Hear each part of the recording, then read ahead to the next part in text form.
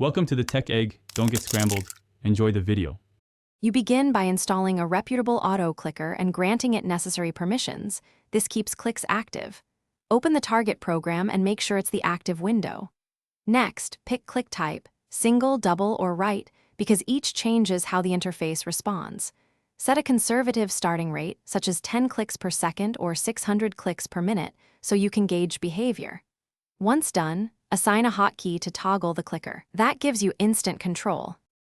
Now you fine-tune intervals, enable slight jitter, and lock the click location if needed, because this reduces detection and improves consistency.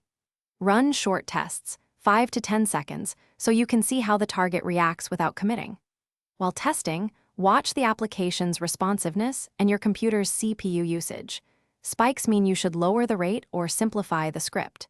Make incremental changes and retest after each adjustment, so you understand why a setting helped or caused hiccups. Finish by slowly increasing the clicks per minute until you hit the desired rate while observing stability. Ramp up in small steps so you can pinpoint the threshold.